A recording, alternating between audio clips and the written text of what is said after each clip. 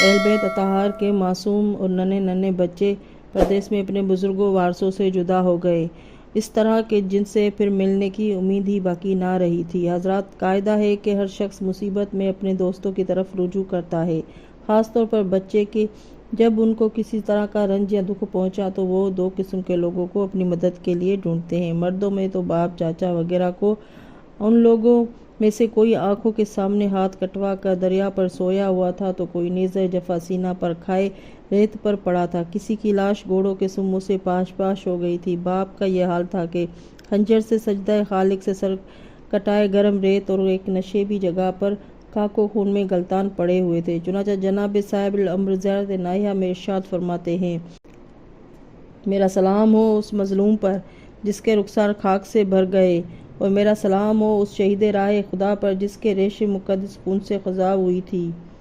اور شاعر کہتا ہے کہ میرا سلام ہو صبح شام اس امام عالی مقام پر جس کا جسم متحر کربلا کی گرم ریت پر اپنے خون میں گلتان پڑا ہے۔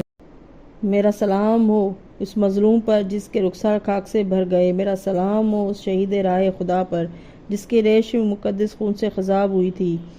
میرا سلام ہو صبح شام اس امام عالی مقام پر ہو جس کا جسم متحر کربلا کی گرم ریت پر اپنے خون میں گلتان پڑا رہے۔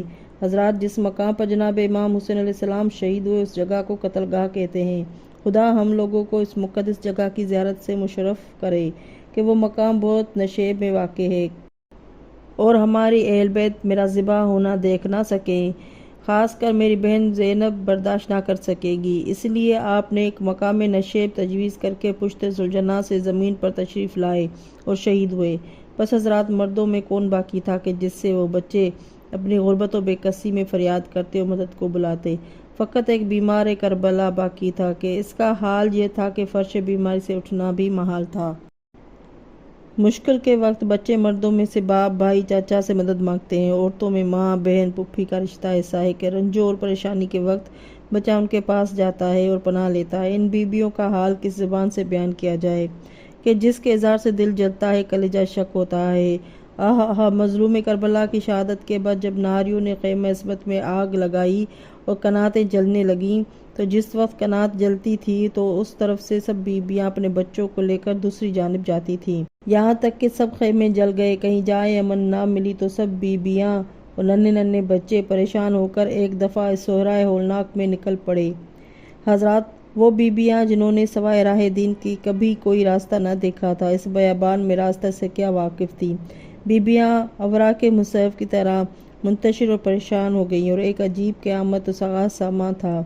حمید بن مسلم کہتا ہے کہ میں نے ایک بچی کو کہ اس کا سن 3 یا 4 سال کا ہوگا دیکھا، خیمہ سے یا اماں یا خاؤ کی فریاد کرتی ہوئی نکلی، ایک جانب دوڑی جاتی تھی، کانوں سے خون جاری ہے، کرتا کے دامن میں آگ لگی ہوئی ہے اور وہ معصوم کمسنی کے باعث اس کو بجھا نہیں سکتی تھی، بے قرار چاروں طرف دوڑتی ہے اور جوں دوڑتی ہے وہ آگ اور بھڑکتی ہے۔ یہ حال دیکھ کر میں برداشت نہ کر سکا اور دوڑ کر اس آگ کو بجھا دیا اور پوچھا: من انت یا صغیرۃ، اے بچی تو کون ہے؟ فقالت انا سکینۃ بنت الحسین، اس صاحبزادی نے رو کر فرمایا: میں حضرت امام حسین علیہ السلام کی بیٹی سکینہ ہوں۔ اور کچھ بیویاں جو مقتل کی جانب پہنچی تو آہا وہاں کیا دیکھا کہ شہداء کے لاشیں خاک و خون میں گلتان پڑے ہیں اور جسام طاہرہ پر اشقیاء کے گھوڑے اس طرح دوڑ رہے ہیں جس طرح چکی چلتی ہے۔ مقتل ابن غزالی اور کشف الغمہ میں کمال الدین طلحہ سے منقول ہے کہ حضرت امام حسین علیہ السلام نے جناب زینب علیہ السلام سے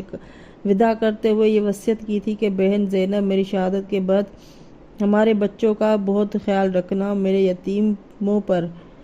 یتیموں پر ماں کی طرح شفقت کرنا۔ جناب زینب فرماتی ہیں کہ امام حسین علیہ السلام کی شہادت کے بعد خیموں کے جلنے اور اسباب کے لٹنے کے وقت ہمارے بھائی کے بچے صحرا میں متفرق ہو گئے تھے۔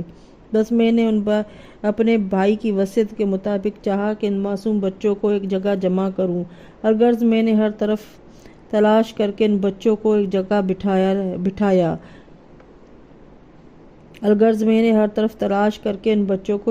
بٹھایا، لیکن 2 بچوں کا کہیں نشان نہ پایا۔ میں نے پریشان ہو کر اپنی بہن ام کلثوم کو آواز دی کہ بہن 2 بچے نہیں مل رہے۔ جلد جاؤ۔ جب میں اپنی بہن کے ساتھ مقتل میں اس خیال سے پہنچی کہ شاید اپنے باپ کی علاج سے لپٹے ہوئے ہوں گے، مگر وہاں بھی نہ دیکھا۔